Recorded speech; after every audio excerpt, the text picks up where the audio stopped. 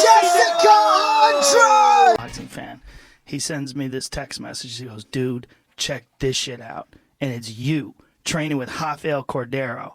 And I remember looking at it and going, oh, shit, what happened?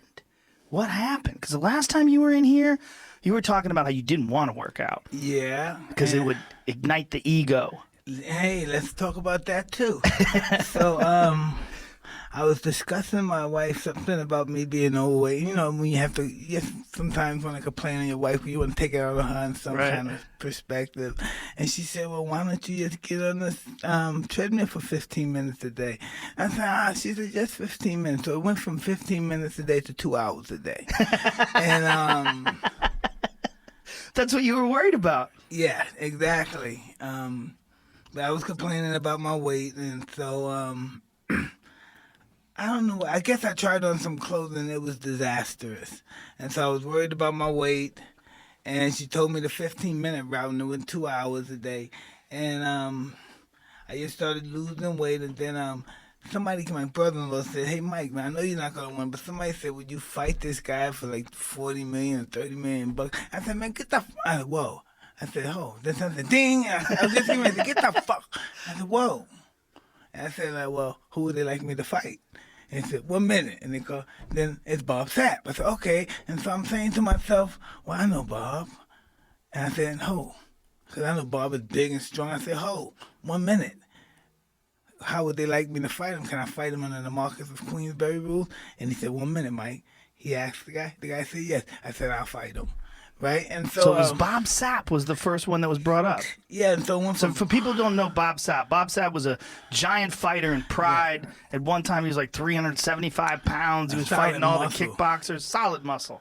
And, with abs. It's incredible, right? And it went from him to somebody else, and another guy, then MMA, then this guy, and then somehow, some other fighters, Vander, then it went from, who else? It was another heavyweight champ. It was just a bunch of guys up there ain't fight. And next thing you know, it came down to Roy. And I said, how did this? And I'm like, I don't know what the hell's going on. And then he signed the contract. I signed the contract. Next thing you know, I'm in the gym again, and it's disastrous. I'm trying to get in the shape. I'm saying, did I really do this shit? Oh. You know, you would probably know, because if you getting in shape and getting conditioned, they're two different animals. They don't even belong in the same workout division of working out. Like getting in shape is just being kind of fit. Yes, and just getting in shape is able to fit your clothes. Right. You know, that's getting in shape. Being able just to fit your clothes. Being in condition is being able to come outside of your soul. You know? Yeah.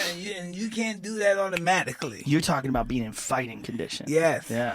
Yes. That's a rare state, and you can't keep it for very long. No, it is just... People need to understand that, right? The emotional state to prepare for that is, mind-boggling. Well, that's what I was seeing when I was seeing you hit the pads. I'm like, this isn't just working out. There was something going on, man. When you were working out with Cordero and you were ripping to the body and throwing those hooks, I was like, this is a man who's preparing to go to combat. This is not normal getting ready to work out shit. That's why when I saw that video, I was like, oh. Want me to tell you something about that video? Yeah. I did that video and I was in bed for a week. That was 30 seconds and I was in bed for a week. And it's not funny because it made me realize that this is big boy shit, okay? Big boy shit. This big boy shit. You was there out, it is right there. Yeah, that wasn't really cool. That's in the gym. That's now. The thing is, though. That's now. That's going for 5 and 6 rounds. That's now. But I'm talking about before that 30 seconds. The first time I ever did it, I caught what's the shit you cut when you can't walk? Oh, sciatica. Yeah. Everything came and everything, all that shit that came back that made me quit boxing, all the pain started coming back. So when you started training again, did you start doing it slowly after that? Extremely slowly. And then I started dabbing in the alternative stuff. Like what kind of stuff? Cryotherapy type shit? Cryo, stem cell research and therapy, and some other interesting stuff that I just don't know, and it's just beautiful stuff. Like what kind of stuff? I don't know, hyperbaric chambers and just everything. Everything to help you recover. It's really interesting. It isn't. Well, I saw you when you walked in today. I was like, God damn, you look good. You look good, dude. Hey. Like, your muscles look good. You look like you're vascular. You look fit. And that's and I'm starting to feel fit. That's what's interesting. I'm starting to know what, like, doing stuff. Like, I think I'm in shape, and then the next thing you know, you think you're in shape, and then you start having, like, Rafael start throwing punches at me. It's like he'll fight, and I can't punch back when I got to avoid. And then 2 rounds go by, and he said, whoa, I'm not in shape. I'm hitting the bag 6 rounds. I'm doing this 5 rounds, 6 rounds. I'm jumping rope. And then I do 2 rounds with somebody. It's a whole different psychological preparation, and woo! How much time has gone since you first started exercising? Like, when did it start? So here we are with, like, August 23rd or something like that? 22nd? All right. When did it start? It had to start something like April. April. So March, something like that. in the middle of the lockdown. Yeah. So you just started just training, and now here you are 5 months later, 4 months later. How far away do you think you are to being in, like, fighting shape? Oh, fighting shape. When the time comes, like by November 28th, yeah. That's when you'd be ready. Exactly. Now, why did you guys decide to move? You were supposed to be in September, right? It was supposed to be I September believe 12th? it was a viewing situation. At the proper timing for more people. For audiences, yeah. I believe it was something of that nature. It's so exciting. It's going to be awesome because it's going to be me and everyone else that's involved, Eros and everyone, innovation, and we're going to start off the Legends Only League, and that's going to be really breathtaking, especially starting off with me and Roy. Yeah. And I'm looking forward to that. It's going to have athletes from every gender. It's an array of everybody who believes that someone. They're all going to come back. So Legends Only League would be like all sports, baseball, basketball, everything. Tennis. Yes. It's an amazing idea, but particularly for you. Like, seeing you hit the bag again and seeing you hit the pads and get excited about it is very, very interesting to me, because I knew that you had that thing in your head where you didn't want to ignite your ego, and then you had this quote that the gods of war reignited your ego. I read that. I got so excited. Well, that's the excuse I can use. You know? That's a really great excuse that I can use. But it was a great quote. It made me excited. And when I'm seeing you training, I mean, you know, so some people that, you know, everybody has opinions when something like this happens. When a man is 53 now, you 54? Yeah, 54, and decides to fight again. As fit as you look, like, why not? Why not? Why not? You could do whatever you want. Why can't? I mean, if you can go bungee jumping and ride a bull. Exactly. Listen, impossible is nothing to somebody that tries. Everything that someone said was impossible has happened. Yeah. It certainly, well, listen, in 2020, with all the ways of recovering, all the things we know, our science, limitations create impossible. Well, it's different now. Limitations are different now. Exactly. So when you, like that video when you were ripping the pads and working out with Rafael Cordero, how long into that was that? Like, how quickly did you get your speed back? Was it right away? No, Was it right there? that was our first day. That was your first day? That was our first day. Let's try this out. That was our first day. Wow. And after that day, I was in the bed. I had to come get the guy to do the fucking shots and electrocute me to get me back. I had the sciatica hit me. I couldn't walk. I was crying to my wife, and I was like, wow. And I don't know why. After that, I should have said, this is over. I'm not going to do it. But that ego stuff said, hey, come on, please. Do you feel like you felt in the old days? Like when, I mean, in terms of your mind, like the enthusiasm about this? The enthusiasm, yes. Sometimes I feel, I say this is bullshit. I can't be feeling this good. You know, and then, I don't know. I think I really am. I'm feeling good. I said, this bag must, because I know the bag is a bigger bag, 200 pounds. I said, well, this bag wouldn't be moving like this if I'm not hitting it kind of decently, you know? No, you look good. This is not like, I've seen guys come back and you see them working out and it looks sad and it doesn't look good. What's exciting about you coming back is how good you look training. Why not? In this day and age? But being a real fighter, this is what you know. You see so many people that's in the gym. Matter of fact, I've boxed people in the gym that kick my ass every day. But then know what's different? when you get them in the ring and Yeah. there's a light on them and people are eating popcorn and drinking beer and they freak out. So true. Yeah, the pressure. yeah. But you're Mike Tyson. Exactly. You understand that. Yeah, I know. If anybody knows how to deal with that pressure, it's you. Absolutely, but it's good. But if you don't have the doubt, you're Right. gonna have a lot of trouble. Right. You have to have that doubt. Right. You have to have a little bit of that. Yeah. Now, this is this new phase of your life where all of a sudden you reignited and you want to compete again. This has got to be fun. It is fun, but yeah, it is fun. I do say it's fun, but it's still it's apprehensive stuff. Yeah. It's apprehensive, but it's still, like you said, it's fun. But it seems so exciting. Like to watch you train and get ready. It's like, to me, I'm like, fuck yeah. Like, what do you want a man to do? What do you want a man to do? Just sit around, do nothing, just wait, go for walks, do whatever the fuck you want. And if you could still do this the way you're doing it, why not? Hey, I don't understand it either, but I want to do it. I don't understand. I just want to do it, and I feel like I was born to do this stuff.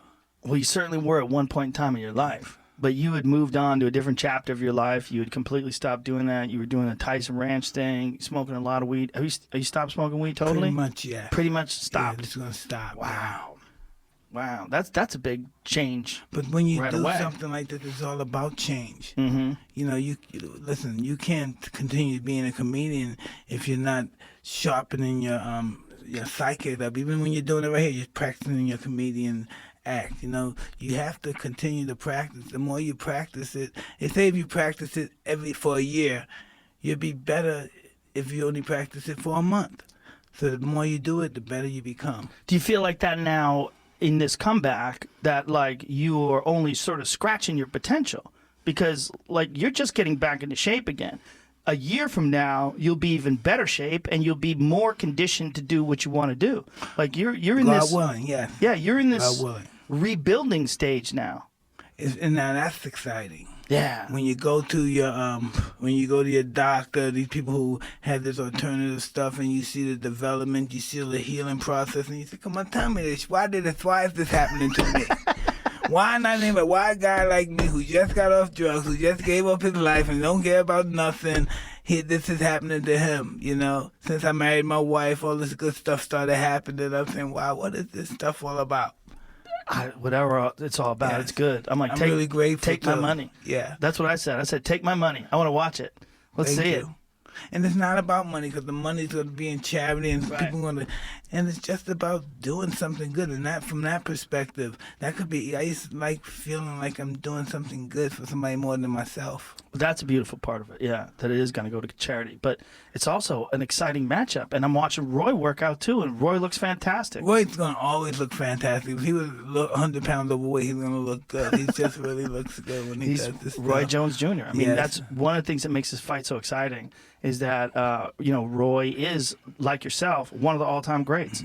And still looks physically fantastic. Like, you see him moving around and hitting the pads. His hand Exactly. speed looks great. And you can't train with anybody that looks like him do that Right. stuff. Well, he always had such an unusual style. With very few jabs. He would throw left hooks instead of jabs. Roy always had like one of the strangest styles in all of boxing. Well, it was strange, but it was very effective. Super effective. Yeah. Very effective. Just incredibly hard to prepare for too, because try to find someone who No one's going to do that. yeah, no one's going to do that. no one can emulate him in the gym. Now, when you decided on a fight and decided on a opponent, were there other? I heard that someone had offered you Shannon the Cannon Briggs for bare knuckle boxing. No, it was just Tyson. It was Tyson Fury. It was Tyson Fury and quite other guys, but certain things just happened and it didn't happen. And then it was Holyfield. It was Shannon. It was some other guys from MMA, and then Roy turned out to be the right guy. I guess we did a survey, and Roy popped up the winner. Well, it's certainly a giant name. On top of Holyfield, one of that. Yeah, Holyfield would be a great one too. But it's just having a guy like that has that big name, that is also an all-time great, and that also wants to do it too, and to get the public excited. I mean, I think it's a perfect fight to get the public excited. Exactly. So, do you think that once you fight Roy, that'll be it, or do you think this is just going to be the beginning of this new chapter in your life? I believe this is just going to be the beginning, and whatever happens in life. This is pretty interesting. Being on here talking to you and knowing that the extent of the wavelength of people are going to hear this stuff is pretty interesting, because this is true. It's really going to no longer in my head, and I'm stroking it. It's real. It's like, wow. Yeah, it's wow. Yeah. I can't wait, man. I want to be there. I want to see it. Hey, down the street here. I'll come back. I forgot the name of the Dignity Center. Mm-hmm. That's where it's going to be? Yeah. Yeah, and is it going to be an audience? It can't be an audience yet, right? I don't believe audience. I believe only, like, I don't know, what am I going to say, entourage? Right, They call small it, amount of people. Groups, yeah. Yeah. Family fight group. And this is going to be 8 rounds? I believe so, yeah. Yeah. So how did you arrive on 8 rounds? Hey, listen, beats the hell out of me. I wanted to do the exhibition. I wanted to help the people. I said, why do I got to eat fucking rounds? But now I'm getting in condition, and we're going to do this stuff. Well, 8 rounds gives you enough time to work. Gives people enough time to get excited about it. When you think about an 8-round fight, do you see yourself moving into 10 rounds and 12 rounds in the future? And we don't know what the future holds, but we're looking forward to just having fun and doing it for a purpose, a reason. Because people were talking about you literally fighting for the title again. Hey, I'm not interested in that. I'm just interested in fighting for the title of giving. Okay. So just doing this for good. So yes. Exciting for you, but also generates a lot of positivity. Exactly. Yeah, I love that. It And feels soul cleaning for some reason. Because you're giving away to charity, that you're doing something good? Me doing it for myself, it just doesn't do it for me no more. Right. That makes sense. It doesn't do it. Yeah, that makes sense. So it's both things. So you get to excite yourself, challenge yourself, but the good is all going to an excellent cause. I won't have in my mind, I'm getting paid. I just don't want to never have that in my mind again. Yeah. I just never want to have, I'm getting something for what I'm doing kind of attitude. Somebody said, and this was kind of hilarious, someone said, hey, I heard that they're just going to just mess around and that they're not going to go for the knockout. I go, do you know who the fuck you're talking about? I go, you're talking about Mike Tyson and Roy Jones Jr. Do you really believe that? That 2 of the all-time greats, once they start throwing hands, that it won't get crazy? Well, of course it is, because both of us are who we are, and we're going to show our skills, and nobody's going to look stupid, and it's just going to be interesting, I think. Yeah. Do you have any other people in mind? Like, do you have a game plan in mind, like after Roy, or are you just thinking only about Roy right now? At this moment, only Roy, but it's just some interesting people that we have that I'm going to announce later. Now, there was some talk of you and Roy way back in the day when Roy fought John Ruiz and won the heavyweight title. Yes. Yeah. So what did you think about that fight back then? I thought it was really interesting because I couldn't use the money back then. So me and Roy talked. We was in Texas, and we went to Houston. We went to Houston. We talked, and after we talked, we just went out and chilled out. But it was interesting. It never happened. So I don't know what happened to me. Something must have happened to me, and it just didn't happen. That's one of those things, right? There's always all these potential fights that don't quite line up. Do you have other fights in your head that were potential fights that didn't line up that you wish did? No. Everything happened for the reason that it's happening now. I'm excited about this fight. I'm excited about this fight stylistically too, because I always liked that fight stylistically. I thought it was so interesting, because you were just this unstoppable force, and Roy was so fast and so slick. I'm just prepared to do a lot of running and chasing. Yeah. That was real difficult to get in condition for. Chasing this fucking little guy around the ring. So how many days a week are you training now? Every day. Every day. Have the Sundays off and stuff every day. And what is a typical day for Mike Tyson right now? All right, the day starts as soon as it's daylight, around 5:30. Out through the 4-mile run, come back. What am I doing when I come back? I'm back. I'm in the shower. From the shower, I go downstairs. I let the birds out, fly the birds. Come back in. May do some. I have a machine where you can do the twist. Mm-hmm. Ab exercises. Yeah. And I'll do that probably 200 times on both sides. And I just grab a bite. I may have some.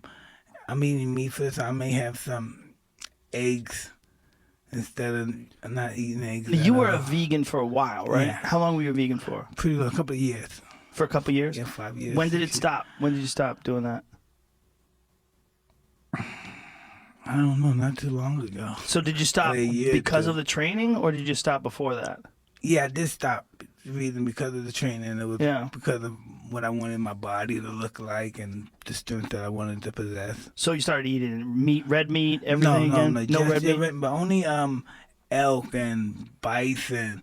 Oh, red meat. That's duck, red meat? Yeah. Okay. Wild stuff. You eating elk and bite too? I want to give you some of my elk. Yes. Yeah, really? Would you please? Fuck Would yeah, you please, man? 100%. Did you kill it? Yes. Yeah, I would like for you to do that. I'll give you some from that elk right there. Yeah, that would be so awesome. Fuck yeah. That would be so awesome. I have brother. 3 commercial freezers in the back. Yeah. I would love that. I would love man, that. So, Yeah. like when I look at food, I don't look at food no like I used to look at it. I look at it for what it's for. Yeah. What it's for.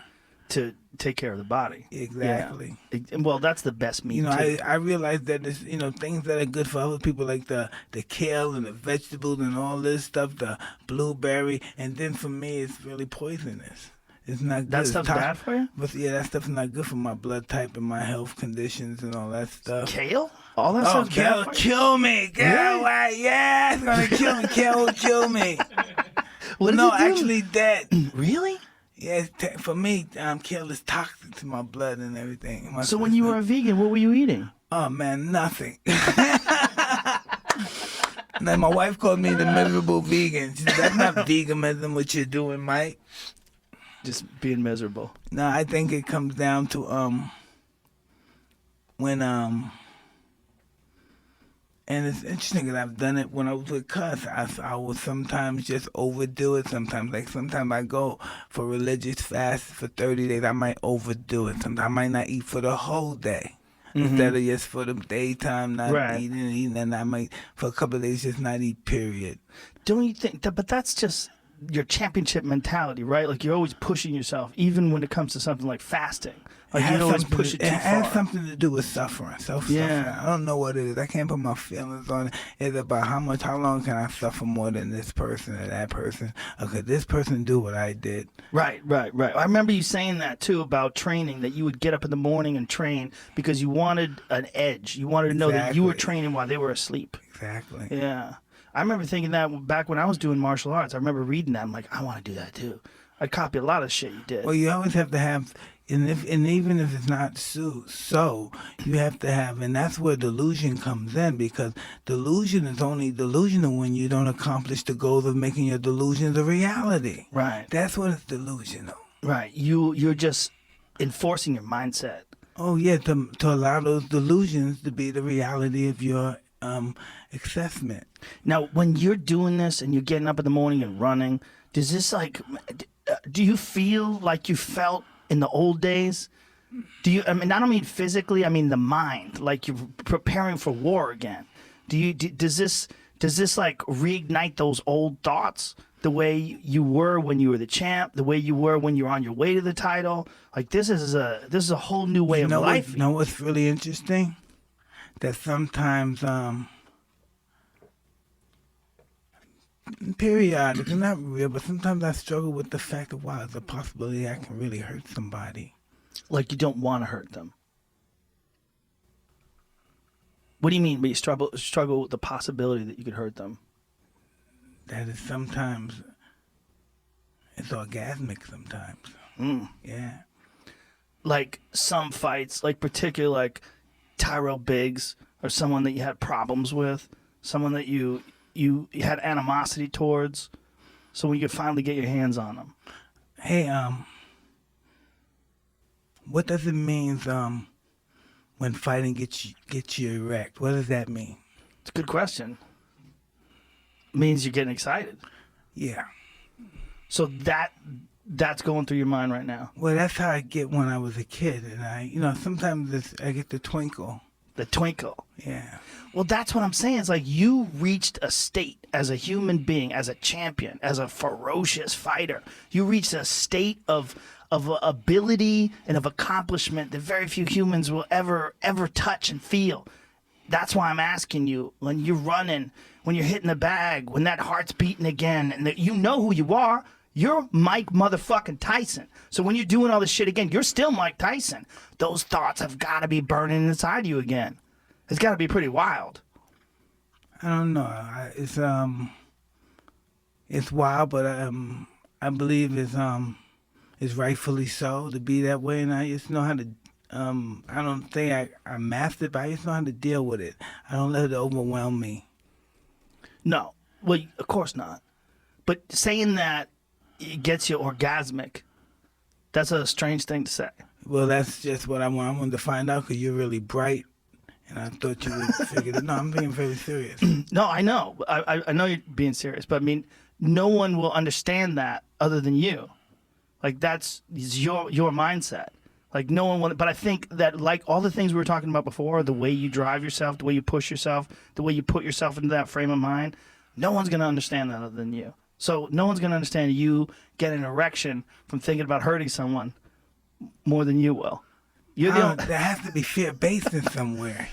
Fear-based? Maybe. Or maybe just... Maybe not fear-based, but maybe embracing the fact that you're going to go into this with everything that you have, the chaos of it all. And the ultimate goal is to hurt somebody. The ultimate goal is to be extremely successful. The way you can be extremely successful, the thing you do great, is to crush people. So to have that encompass everything. This fighting is the only thing I don't ask Allah for. I just don't ask him for help for that. You don't ask him for help for fighting? Yeah. Because you think you got it?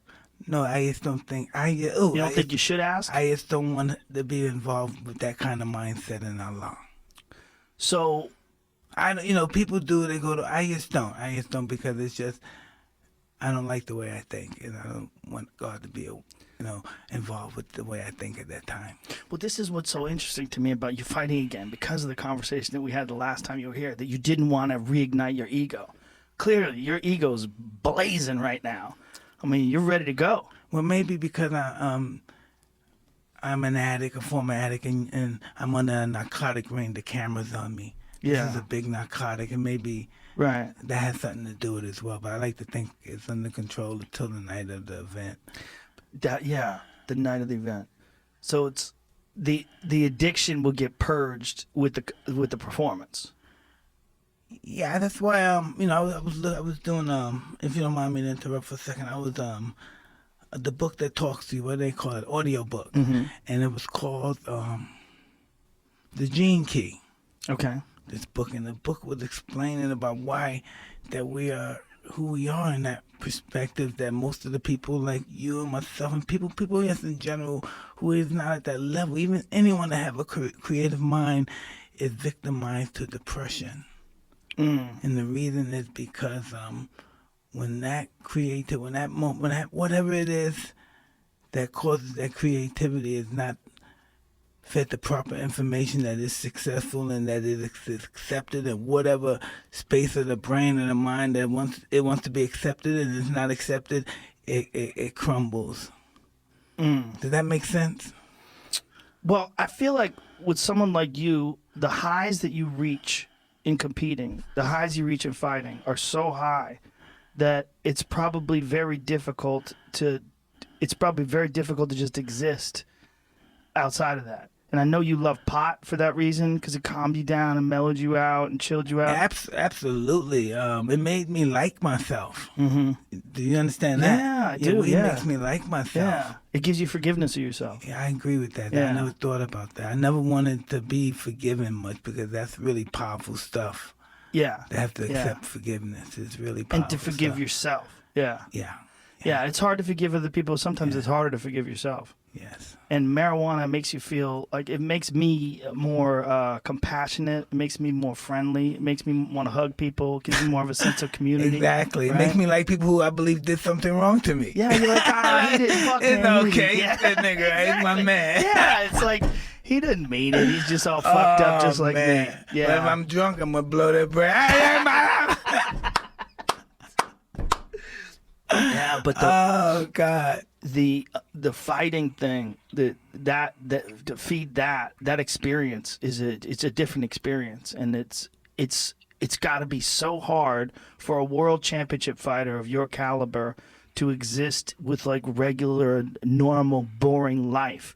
You know, when you're training and you're ramping yourself up for a big fight, and then you have that big fight, and you knock out Spinks in front of the whole world, and you're walking around the ring, and you're on the cover of every magazine. That the highs of that, the accomplishment, the training, and then the competing itself is the experience is so alien to most people that when you walk around with regular folks in regular life, it's gotta be hard to exist. No, it's not. It's just that you have to know who you can be at certain times of your life. No one knows who they are. Because if you knew who you were right now, you'd be really limited.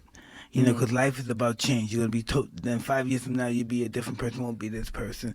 So Right. we're going to have develop some kind of emotional intelligence and just learn to, as time goes on, grasp what's ever going on and just form with it. As it changes, you change with it. Because it's very difficult when times change to change with the times. Right.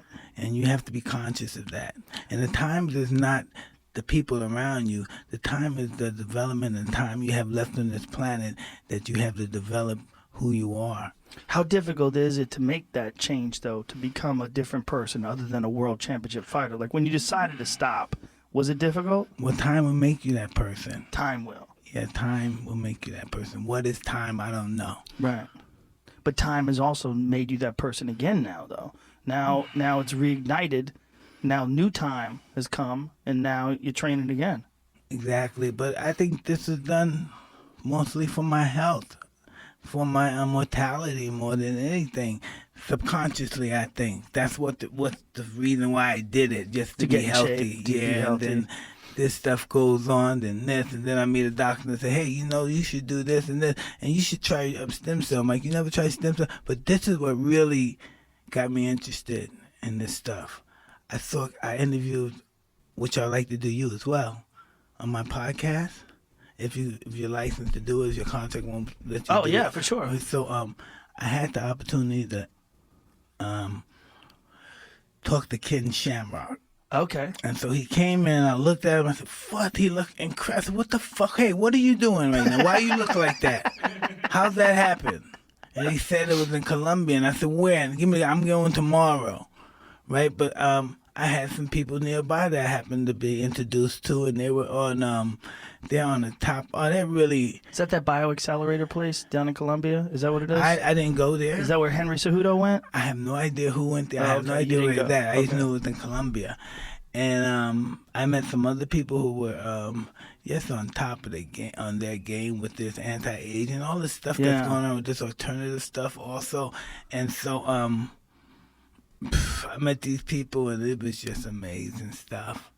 So you're able to now train all these days a week. You have like how many months in now? You're solid since April. Yes.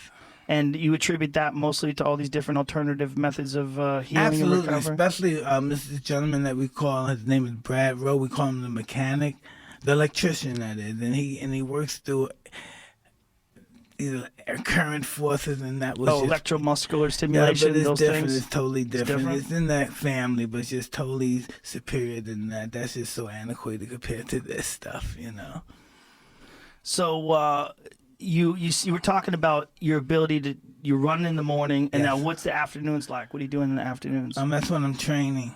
Around 1 o'clock, I'm in the gym. I'm doing the training. 2:30, I'm probably talking on the phone and flipping some deals, making arrangements, probably to do other shows, a commercial or else some ads, and just Business stuff. shit. Yeah, business stuff. And then How did you get hooked up with Rafael Cordero? Because for folks who don't know, he's legendary trainer in MMA. He's from Shoot to Box in Brazil. He was one of the top guys back when Shoot to Box was the #1 MMA camp in Brazil, where Anderson Silva and Vanderlei Silva. I found this out later, but this is how this happened. The two of us met.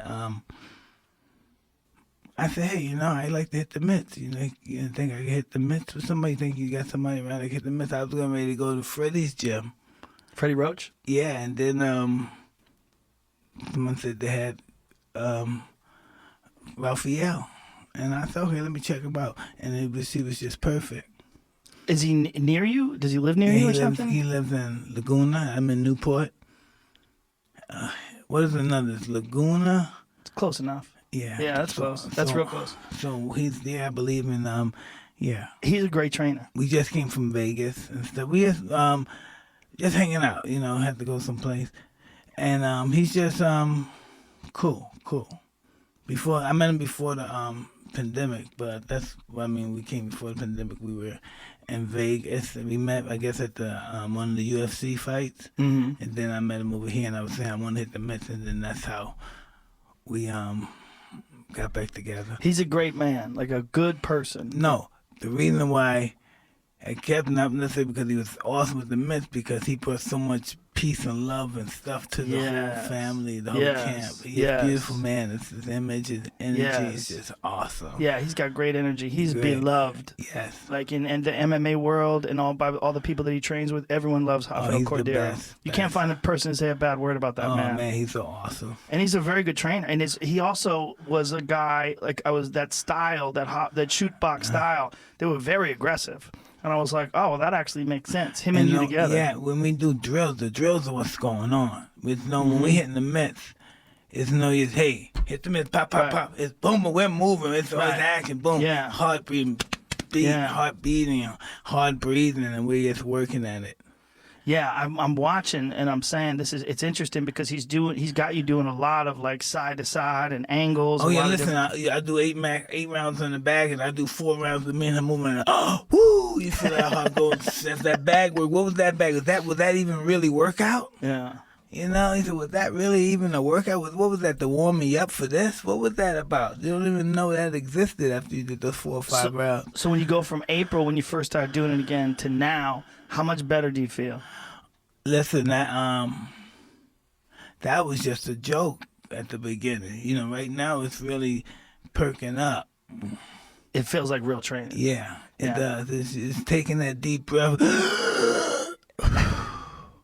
Do you feel like you could train as hard as you did back when you were in your prime? Well, listen, you have a tape here, don't you, that we could look at? Is there a film? Did someone send do you have a film of my tape of me hitting the mitts in my prime and see me hitting the mitts now? I bet we do. I bet you can look at me hit the mitts in '88. Let me hit the mitts from last week, and you tell me. No, listen, I'll tell you. Yeah. You look fucking fantastic. Yeah. That's what's interesting about it. I said, wow, that's me. I said, look at this. Yeah. It's just I had more endurance back there than now, but now I'm catching up. Well, that's what it's interesting about it. It's not like watching an old fighter that has lost it, that's just trying to compete. It's like watching an old fighter regain those old skills. Like, you look great, man. That's what's crazy about it. I'm just going to work on this and work off it and keep working on it and see where this goes. It's so exciting. I love it. Listen, when I announced listen, this is Johnny Ryan, the guy that works with us in Arrows and stuff. When we announced the fights, we got in 2.5 billion hits. I'm serious. I believe it. No, this is going to be a huge fight. I mean, this fight is probably going to be one of the biggest fights of all time in terms of pay-per-view, in terms of people buying it and watching it. There's a great video. In terms of helping people as well. Of Roy and you training together. There's a compilation. It looks like somebody speeded my goddamn film. My mother-in-law said they speed that up, and my wife said I said no, I think they did not. That's the electrician. Oh, the Brad. electrical muscular stimulation shit. Yeah. No, it doesn't look like it's sped up. It looks like you still have the speed. That's what it looks like. That's what's so exciting about it. With a King's MMA shirt on. Yeah, that's rough. It's so exciting. It's so exciting, man. It really is. I'm 100% into this, and I can't wait for the fight to go down. It's going to be November 18th now, right? I believe that's 28th. November 28th. Yes. It was enough time for fans and everybody in Thanksgiving to be home and to be able to view it for the holidays and just be able to help more people. The more people that view it. This is so exciting, man. Now, are you doing weightlifting? Are you doing any swimming? Like, what are the kind of exercises the only are you swimming doing? I did was when that shark commercial. That was the only swimming. I was going to ask you about that. Stuff. And we're doing little weights. We just a lot of reps and just doing a lot of. So you have a strength and conditioning coach? Yeah, Brad Rowe. Okay, so he's doing. Yeah. Brad Rowe. I heard that name before. Weightlifting champ, train weightlifting champs and all that stuff. And he's just an awesome person. We just kicking butt. And how many days a week are you doing strength and conditioning along with your running and your boxing training? Monday to Friday. I think we do Saturdays too. I say, hey, I'm bored. Let's just go Saturday and work. Wow.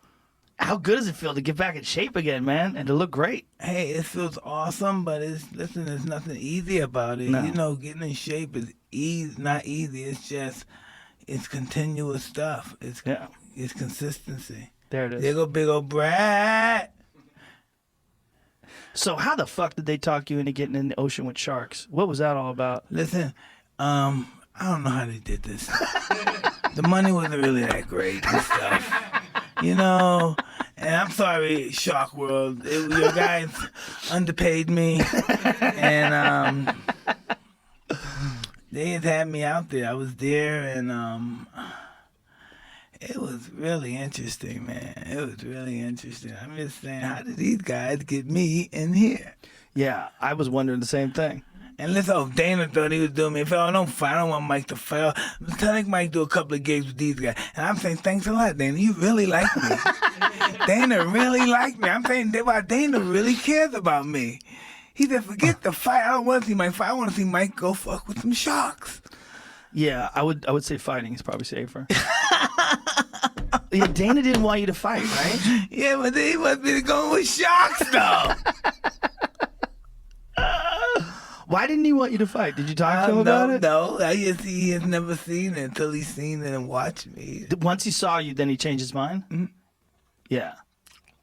I think when someone sees the dedication that you have, that you're actually fit, that you're actually moving fast, and you actually can compete at a very high level. I just had to realize that I'm not going to rush in there like that no more. I got to move around. I got to do it in a different way. Because I tried to go in there the first time sparring, and it was disastrous. So I went in there thinking, using my head, moving, and things went the way I wanted it to go. How long in training was the first time you sparred? First time I sparred? 15 years. First time you sparred in 15 years. Yeah. And how many months into training was that? From you started in April, so like when did you start But sparring? really, boxing stuff is when I did that stuff with when I did the stuff with Rafael first time. Yeah. Right, but I mean first sparring rounds. Yeah, it was really weird and stuff. But I realized when I was getting hit, boom, boom, boom, I get hit a couple of times. I didn't go like, what the fuck am I doing? I said, wait, I belong here. It brought it back. Yeah, I said, I belong here. When I got rocked, boom, boom, boom. I got rocked and I heard the ring and boom. I said, boom, I didn't panic. I said, oh, I belong here. Wow. I said, I belong here. I started moving and started talking about it. I said, whoa, I belong here. Nice. I never said, what the fuck am I doing here? This shit is crazy. It just never happened. It never happened. I was expecting that. You were expecting what the fuck am I doing? What the fuck? Fuck this shit. Hey, stop. Fuck this shit, nigga. I ain't doing this shit. But that's what I was expecting, really. But I said, whoa, boom, boom, boom, boom. Whoa, I belong here. Then you felt it and you readjusted. And that's the first thing I said. I said, whoa, I belong here. That's the first thing I said. Nice. How long did it take before you started feeling comfortable sparring? The next time I sparred again. Really? Yeah.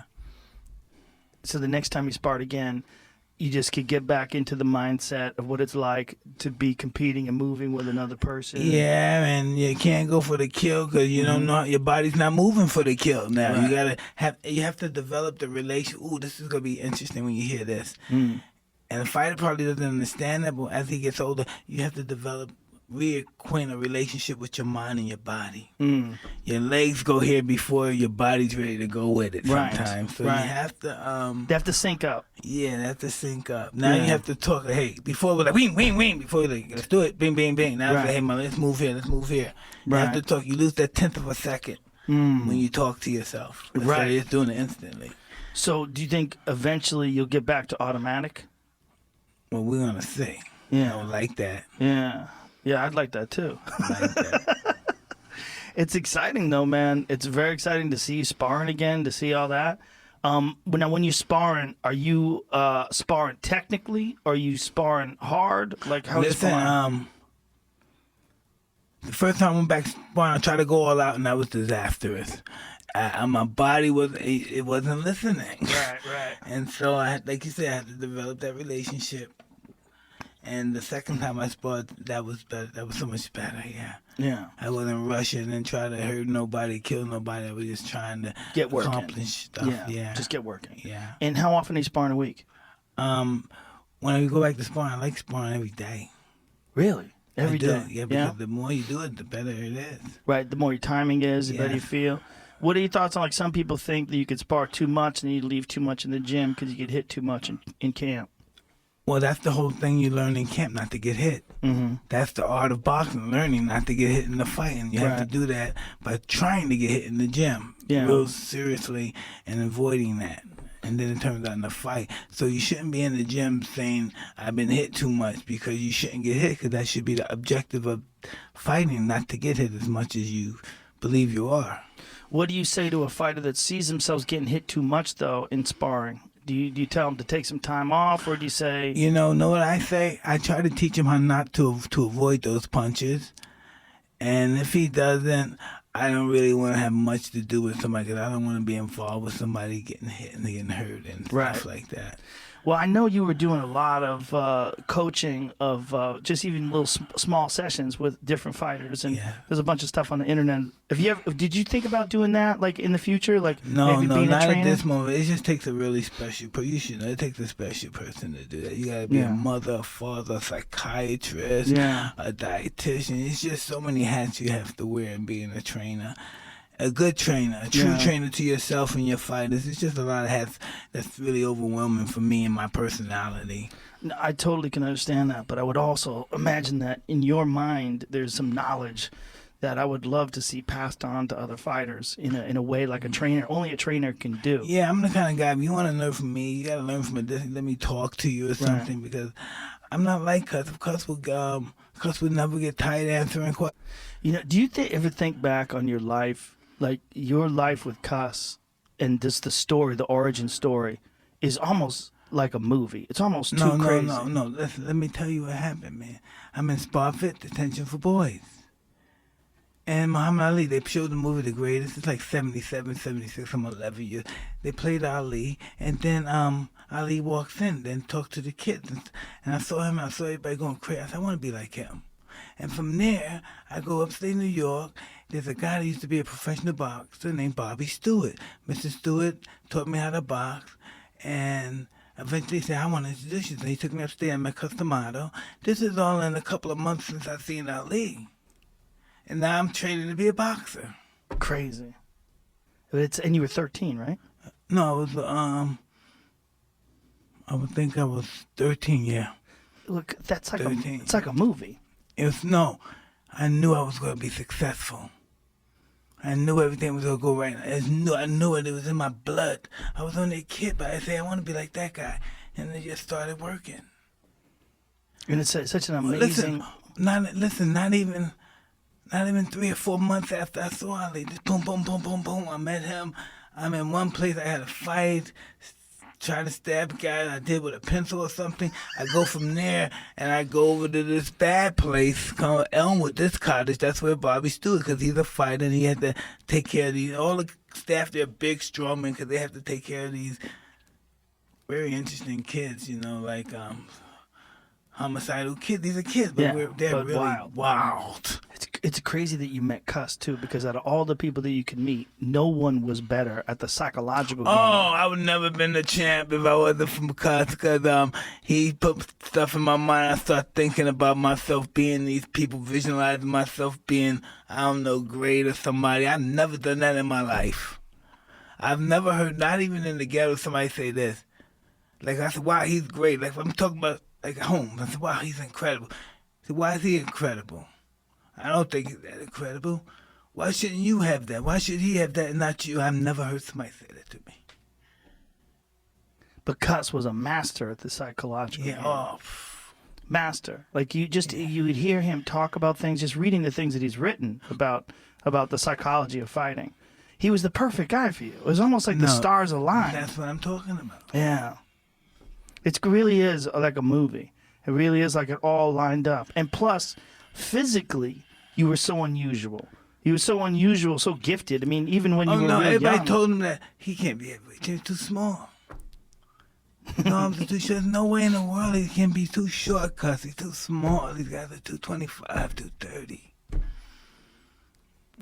Well, obviously they were wrong. Big time. But it was also you might have been short, but you have the best style, and Cuss developed that with you, the best style to deal with the fact that you were shorter, the bobbing and the weaving, the constant pressure. Exactly, but I believe style is relevant. I believe it's the morale behind the style. Mm-hmm. I think success in fighting in life is about desire and the will. Yeah. How bad do you want it? Is it worth dying for? That's the true greatness, is the willingness to die. So is this thing worth greatness? The mindset that he instilled in you and the way he gave you the tools in order to think about things in a way that fueled that mindset. Yeah, but that doesn't do good in the real world, though. It really is really disastrous in the real world. Right. You know? Yeah. That is true, right? That too, yeah. Yeah. Isn't that crazy? It's like the very thing that made you... Yeah. For what God did in general, and sometimes I get caught up into my ego. Right. So it's just a struggle, but I'm working on it. I never worked on it before, so that's a start, right? I never could consider working on it. But that is the thing, right? That what gets you to be a championship level fighter can really fuck you up in the rest of your life. Yes. Oh, I can't believe. I'm so happy my wife is still with me. I'm just very grateful because I'm just useless and stuff, and I have to learn through her. I have to learn how to live life. Very fire that gets you to be Mike Tyson. That turns you into this destroyer inside the ring. If you don't learn how to control it, will fuck you up in every other aspect. For instance, like after my 1-round fights, some of them caused me lawsuits because right after that, you think I'm calmed down. You think after 30 seconds or 45 seconds, hey, he's cool. After 1 round, everything's cool. He's happy. It's over. It's still ringing. Yeah. It's revving up. It's still revved. It's not finished. It's not dead. The energy's not dead. Not the energy that you jet. The energy of hurting somebody or continue to hit somebody. It's revved up. Right. And so the first thing you hear that indicates altercation. It's not, hey, what? But it's just off. And you have no control over it. Right. And it's almost like you're insane. Like, why can't I stop this? Why is this happening to me? Why am I in jail right now? And why am I in fucking prison?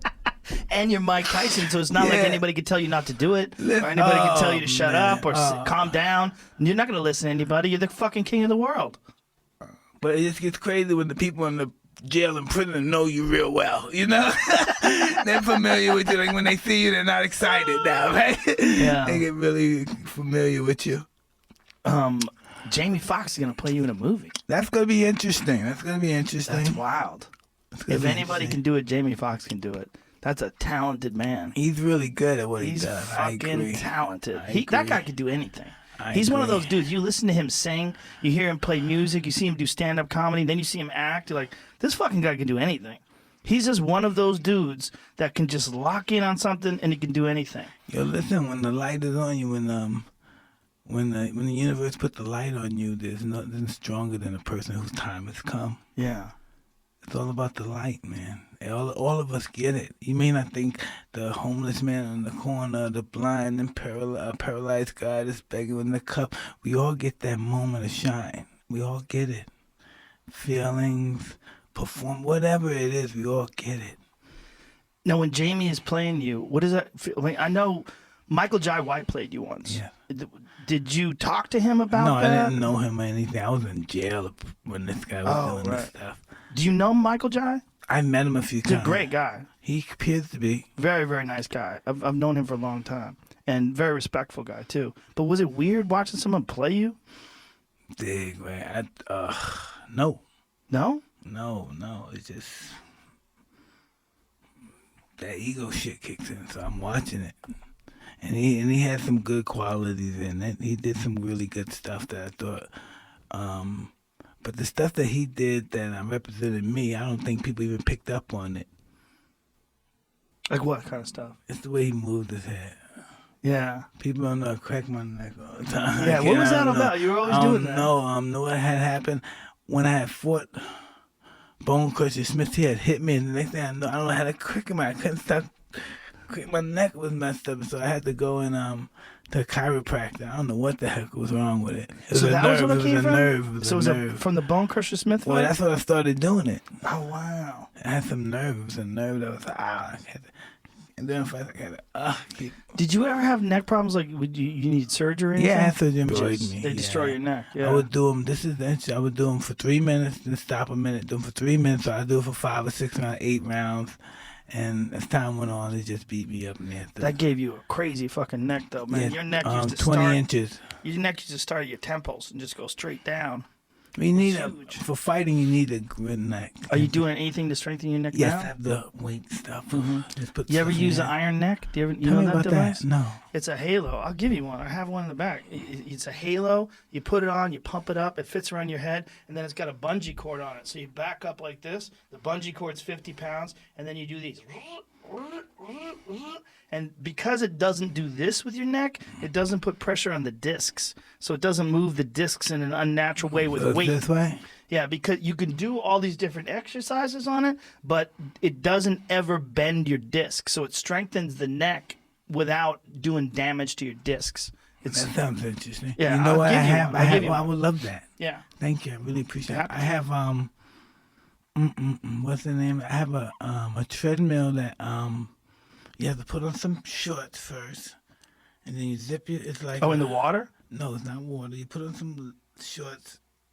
You zip the shorts with the plastic that covers the machine, and you start running, and then you can run as fast as you can. You won't feel anything. But it's not water inside of it? No, you just run on the treadmill. It's on the plastic, and it's zipped up around you. This in thing your right hand. here? Zero gravity treadmill? Is that That's it? what it is, yeah. Oh. How's that working? That's pretty awesome. You don't feel anything. Then you take the pants off. You feel all the effects of boom, you might fall to the floor. Really? Yeah, it's really cool. So this way it doesn't That's it, beat too. up your joints. Yeah, but listen, this is what people don't understand.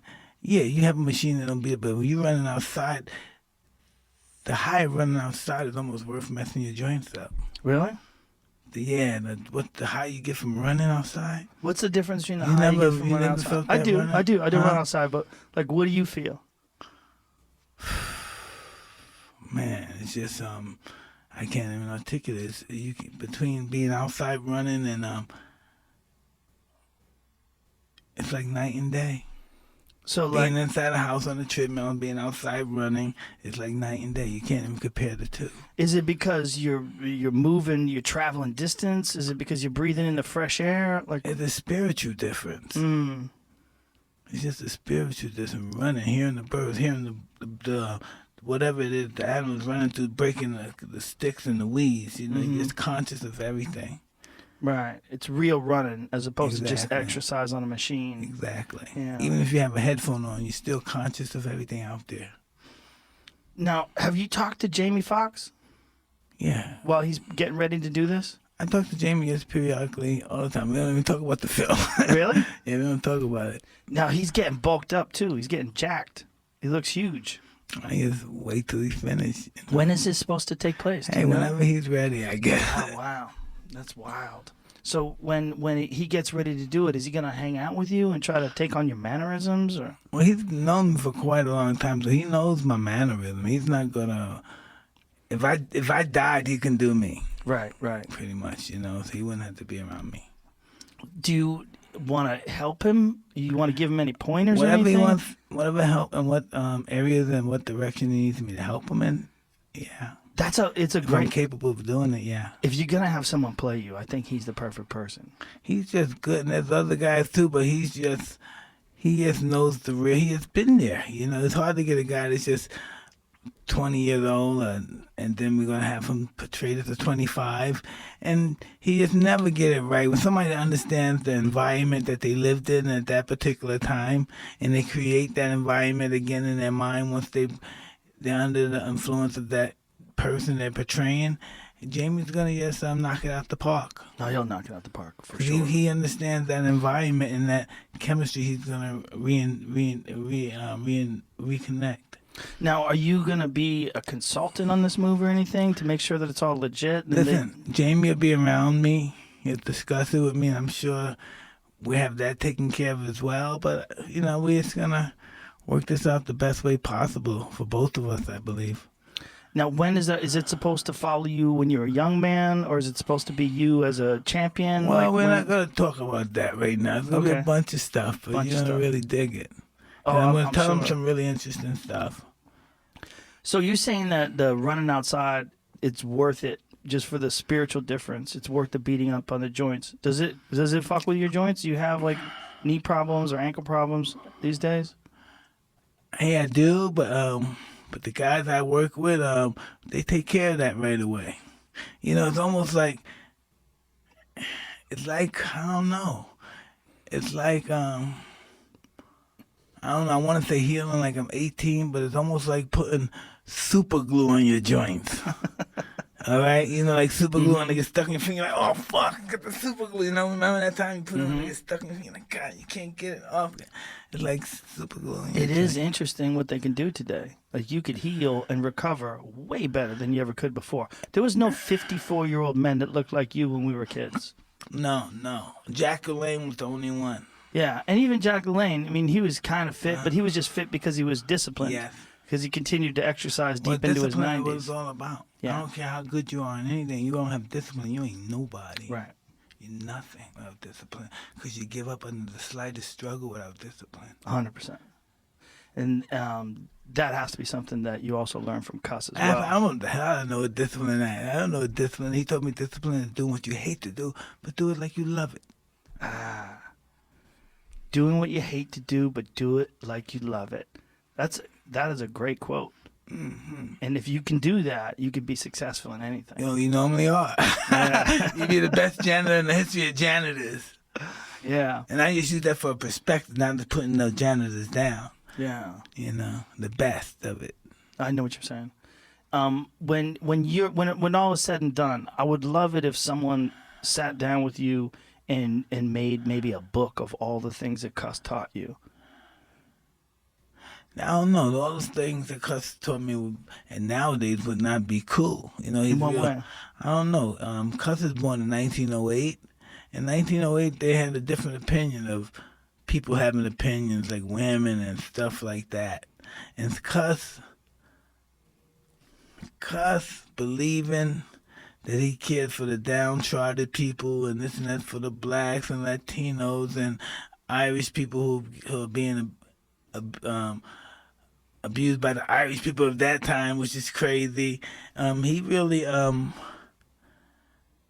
was that guy. He was the guy that fought for the people that didn't have anyone to fight for them. He was just that guy. He wanted to be that person. He wanted to be a person that people looked up to, and he was the boss and stuff. He just wanted to be that person. And when I read his book and I found out about him, he was successful his whole life.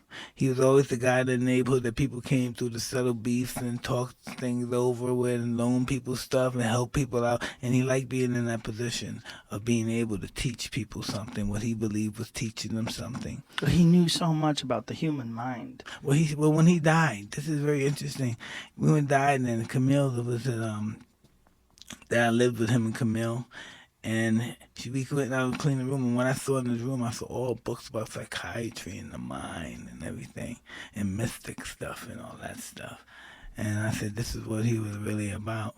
He believed he was a mystic believer as well. He believed in Zen and the art of archery and all that. He had those books. And he was just He knocked out Trevor Berbick, became the youngest ever heavyweight champion. When you're thinking about that, did you ever stop and think like, man, how lucky am I that I ran into that man? No. He said he summons me. He summoned you.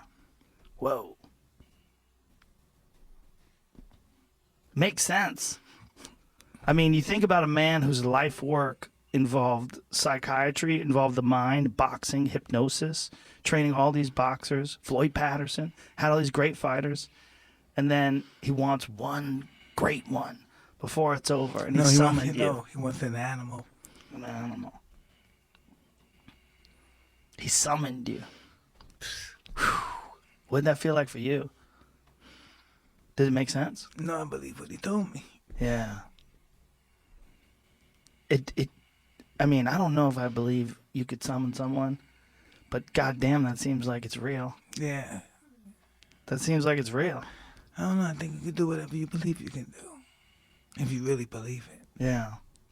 Well, that was what I got out of all the things that I read about you and him together, and being able to talk to you about you and him, is that he He gave you these tools to understand the way your mind worked, and you just ran with them.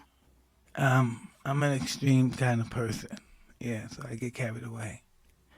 If your confidence is not at a delusional perspective, you don't have the right confidence. Yeah. You get so amped up, Mike. Even he's sitting here talking to you about these things. I could see it in you. You get amped up, even just talking about achieving things, talking about success, talking about the mind. You know, I could see it inside of you. You get very fired up about these things. Yeah. I have to be serious about anything that I want to accomplish. Yeah, that intensity is what made you special. I mean, that. I'm mean, Joe. I can't have people around. This is the first time I had my wife and kids around me. Normally, this can't happen. I have to be away from them. For camp. Yeah. Yeah. No, I can tell, man. You're different right now than the last time I saw you. I could tell you're ramping up for this fight. Yeah, it's just what it is. I don't know if I like being who I am. It's who I am. Are you planning on doing this and then seeing whether or not you're cool with it after it's over, and then maybe going back to the way you were? I just want to do it. You just want to do it. Yeah, let's just do it. Only think about that for now, and then let all the chips fall where they may after it's over. I just do it. I just want to do it. I like doing it. I don't think it's going to be disastrous and nothing. This is going to be awesome, and we're going to do it. I'm so glad you're doing it, man. Yeah. There's a lot of people that had negative opinions about it, and I was like, listen. No, this is interesting. Okay. Let's think about it. How old are you? Well, you're not that old. I'm 53. I'm a year younger than you. Yeah, but listen, the fact is, like, when they said they can't get people on the moon, because they didn't want to believe it. Because it's like me, they don't want to believe it. But what they're going to say when it happens? I think there's a difference in today than there was in 20 years ago when you were dealing with a 54-year-old person. When you're talking about recovery, when sports science, what they know about how to make the body work, what they know about training and conditioning, people are just different now. Yeah, but it also have to do, you could be on so many steroids and pills or whatever they got, health growth and all that stuff. Mm-hmm. But listen, you could be the best physical shape in your right if you don't go out there with a good mental perspective. It's going to turn out disastrous. Yeah, if you're not mentally prepared. Yeah, it's going to be disastrous. But that's the thing that I'm liking about talking to you. You seem very mentally prepared. You're ramped up, Mike. Yeah, I don't know if I am. It's just that this is who I am. I just I don't know. I like fighting. Well, that's why you were so fucking great at it. And that's what's so exciting about this is that you're back into that mindset again. I guess so, yeah. I try to control it because I have to know I have people at home. I have to just level my personality down for. That's the problem, right? The problem is living regular life. Yeah. Once you turn the switch on, it just to keep. You know, normally when I'm in this mode, I only want a slave. I don't want a family member. So I have to cut stuff down to be able to have to be from a humanity perspective. You get into the conqueror's mindset. It's just that I think everything should go my way while I'm going through this process. Yeah. You know, I think no should be a foreign language for this next 2 months for what I need to prepare for. Everything should go your way. Yeah, from my perspective, from me knowing me, preparing for what I need to prepare for, yeah. That's an alien thought process for most people. They don't understand. Like, to be Mike Tyson, to be who you were when you were at the top, you have to think like that. I don't know. I think everyone thinks. I think you think like that. You think like that, too. That's what I mean, to fight. I think the fight is the most extreme version of that, though. For you to prepare for let's say who you were going to, let's say you had Joe Biden in here. For you to prepare for that, that's going to be very interesting, right? If I had Joe Biden in here, I think I'd get really high before I talk to him. Oh, that would be beautiful. I think he would be high, too. You can't tell me he's not a high guy. He looks like he's a high guy. He's going to be a high. He definitely seems like he's on something. Yeah, but I would get really high before I talk to a dude like that. Awesome. Just to try to feel. You know how sometimes when you're real high, you feel energy from people, good or bad. You feel it. You know what I mean? You got some mushrooms, you got them pegged. Yeah. Whoa, baby. Yeah. When you're into mushrooms, you see who they really are behind the screen. That's my one. That's funny, man. Yeah, if just even microdosing. If you microdose mushrooms and you're around people, you especially if someone's lying to you, especially if they're pretending there's something they're not. Listen, I've done mushrooms alone before. I used to do like a bag a day. And then when I stopped for like 3 months, and I said, let me just do a little. I'm looking at the tub and bang!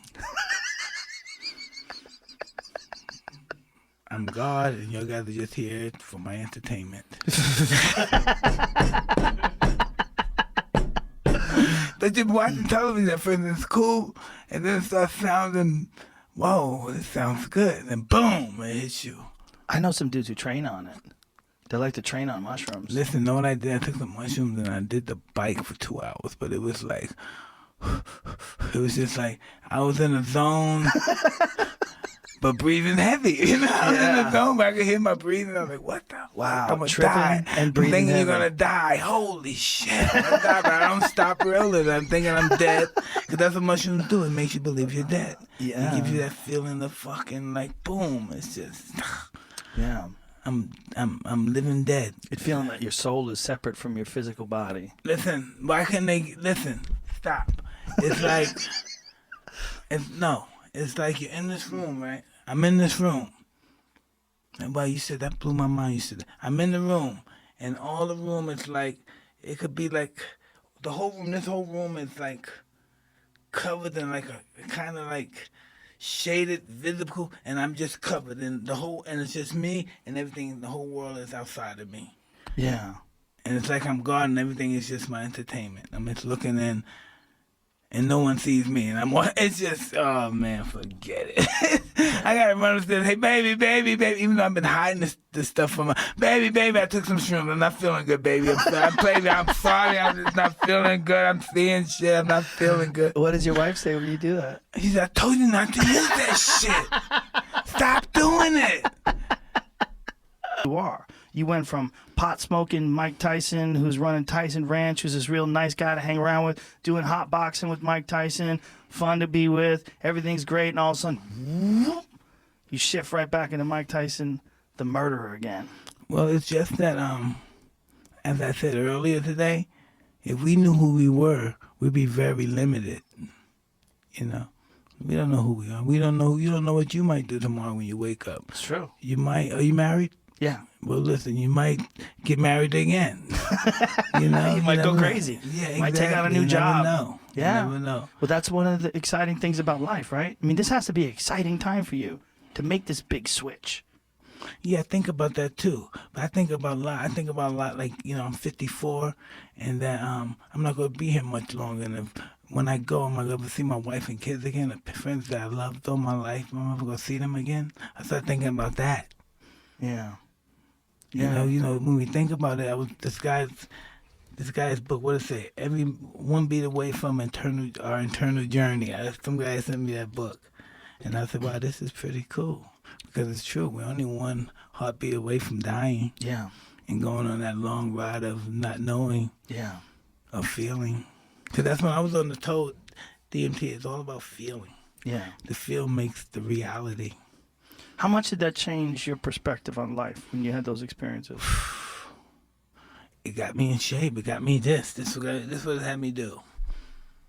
As soon as I did it, the first time I did it, it just blew my mind. Then I did it again. I said, hey, you better get in shape. Let's get in shape. What the fuck's wrong with you? Yeah. And listen, that's what I did. I told you. Hey, you're fucking up. Especially when you think about... See, I'm not the guy you have to say, hey, Mike, man, you know, you gained a few pounds. Let's kind of work it out, man. You can do it. Hey, you big, fat, dumb nigga. Get your shit together. Look, you big, fat motherfucker. You're a fat, lazy motherfucker. That motivates me. You need to hear that. And you need to tell it to yourself. Yeah, no, anybody, the right person needs to tell it to me, too. Who the fuck's going to say that to you? They do. Hey. Listen, where was I? Was somewhere around Freddie. I went somewhere to do something. Then I saw one of Freddie Roach's trainers, Irish guy, European guy, and he knew me for years because I used to work with. He said, "What the fuck is wrong with you? Look at you, man. This is not fucking right. Look at Mike. What the fuck are you doing?" And wow, I felt this big. But he said around a bunch of people, but he said, "You know, this is not right. This is not right." Somebody, and I said, "Fuck, he's right." And I got right. Yeah. Some people call that fat shaming, but No. I think fat shaming works. For me. Works for me too. If I got Works for fat, me. I would want someone to yell If at somebody me. not yell at me and I found out he thought that I was a fat motherfucker and he wouldn't tell me, I wouldn't be his friend of him. I wouldn't be cool with him no more. If he's not telling me, yo, Mike, man, this is not right, man, at least let me know. I might not want to do it, but let me know that Yeah, I'm not looking good. The shit ain't right. yeah, You know, because the guy ain't going to tell you he's to hang around, let you stay eating and fucking hanging around, drinking. Yeah, that's the enemy, man. yeah. That's the enemy. So you do the DMT trip, and then you have it in your head like, hey, I gotta get in shape. Absolutely. Absolutely. Like sometimes you say like body shaming doesn't hurt people. It hurts some people. To me, it makes me, hey man, it helps me. That's the guy. I'm not that guy. Yeah. The only way it hurts people is if you don't listen. Yeah. If someone says you're fat and then it hurts your feelings, but you don't work out, then it hurts you. But if someone says you're fat and it hurts your feelings, and you say, I'm going to use this as a motivator to get back in shape, then it helps you. Exactly. Fat shaming is only bad if you don't stop being Yeah, fat. I never looked at it as fat shaming. Yeah. Like when just what you said, like who's gonna say it to Mike? Like I don't respect that guy. Yeah, The guy that Yeah. thinks like that, I'm not gonna tell him. Right. That's my enemy. right. He's not No, helping you. He's my enemy. Right, right. He's my enemy. So He's my enemy. the DMT trip opened your eyes to that. Yeah, absolutely. Yeah. But that's not something you want to do while you're in camp. You know, I did it 16 times. 16 times, yeah. Never regret doing it. Never regret doing it. Yeah, I think everybody should do it. It's just everybody. Not everybody, but it's everybody not for who wants to. everybody. Yeah, it's Yeah. not for everybody. Not everybody who needs it should do it. I should say that. Yeah, because some people believe this is the real world out here. Yeah. They really believe this is reality. Isn't that interesting? Like once you do it, you realize that world is so more vivid than this world. And we're going to be in that world longer than we're going to be in this world. Let me hurry up and die and get this shit over with, all right? Yeah, that's probably true. I don't know what it is, but it's probably true. But listen, this is what happened. You do this toe stuff or any of those interesting narcotics, you have a different opinion about dying and the fear of dying. Yeah. You know, you start to think, hey, maybe I'm living too long. You know, shit. What do you think about aliens, Mike? I think we're aliens. You think so? I think we're descendants of aliens. Yeah? Yeah, that's the only thing I can come with. If you can't explain, if you can only tell me about Adam and Eve, I'm going to go with the aliens. If that's what you hit me with, Adam and Eve, Yeah. I'm going to go with these alien guys. Well, there's a lot of people that believe that we're the product of aliens. That aliens came down and did some experiments with lower hominids and did some accelerated genetic experiments and created people. Well, listen, aliens, so listen, when certain tribes of people, I'm not saying Caucasian when they came to Africa, even before that, when people came to other people, the first time they seen them, they were aliens. Yeah. The first time an Asian man saw a Caucasian man, that was an alien. A black man saw an Asian man, a white man, that was an alien. Yep.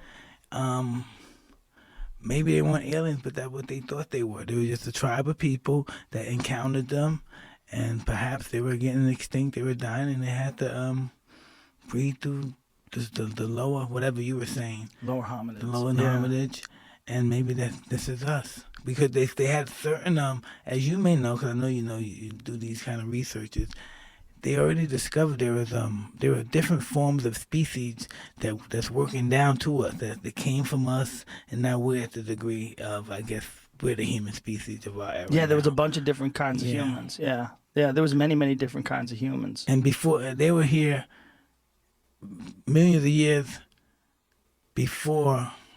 years after we were erectus, after we walked. They always been here.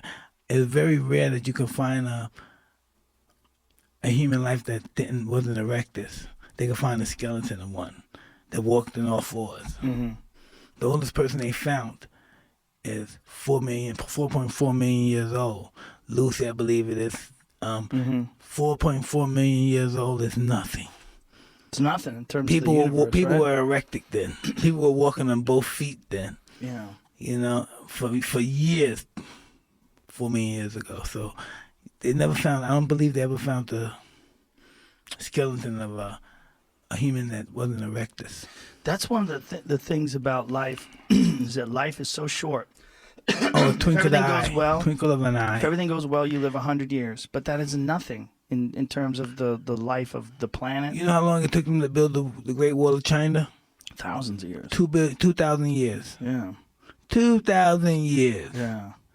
Can you imagine that? And that's nothing. So you followed him. You paid attention to him. You read a bunch of shit about him. I named my dog after his favorite wife, Pele. Oh, wow. So I know you've been into that kind of shit, like Alexander the Great. Yeah. And all the different conquerors. And all these guys. Yeah. Pippin, Charlemagne, Clovis. Now, is this stuff that you just studied because you wanted to study conquerors? Did it just interest you? I wanted to study that mindset. You know, and I found out the greatest conquerors that ever lived were farmers. You know, farmers, sheep herders. Somebody that we wouldn't think that's important and stuff. And then as they became great through that, they gave birth to great children who were born with greatness, like Alexander the Great and stuff. Like Philip the Macedonian, that whole bloodline of Alexander, they were all kings, but they were all very small and insignificant. Until it was one Alexander before him that was pretty great and fought against the Persians, but eventually they lost, and they pretty much kissed the Persians' ass. You know what I mean? The Persians put them in a position of power until Philip Macedonia came, who had the nickname a.k.a. Philip the Barbarian. And he wanted to go across there and enslave all the Persians and everybody after that, the world. And Alexander the Great, mother, who was a really interesting woman, fell in love with them. When did you start getting really into like conquerors? When did you start 15. Really? When you're 15? Yeah. What introduced you to it? I was at the table eating with Cuss, and a friend of mine named Craig Ward said a statement which he was wrong, but it sounds really good to make me investigate. He said Alexander the Great at his time was like 6'5", so at 6'5", 300 years before Christ, that was a giant, which was wrong. He was very small. The armor was too big for him. He was a really small guy. He wasn't big at all. And so just that alone, him saying that, got you interested? Yeah, in well, I Alexander thought he the was a Great? monster. He was a massive guy, but then I found out he's just a small man, average guy. You know, he's not a monster at all. Not a big man at all. But you got interested in the mindset of the conquerors. Yeah. Well, listen, this is what I want to know. Why would one person think that he could fucking own the whole world? One person. Why would he have that mind? Who would think like that? Right. Why would that's not a fucking person. That's just something when your egos just got so out of whack. Yeah. Where you just can't think rational. How do you think like that? And you're a nice person. It was a guy before him, a couple of 100 years before him, named Cyrus the Great. He was a conqueror, but he was a conqueror for liberty. What did you get out of like reading about their mindset, like studying Temujin, studying Alexander the Great? Like, what did you get out of reading about their mindsets?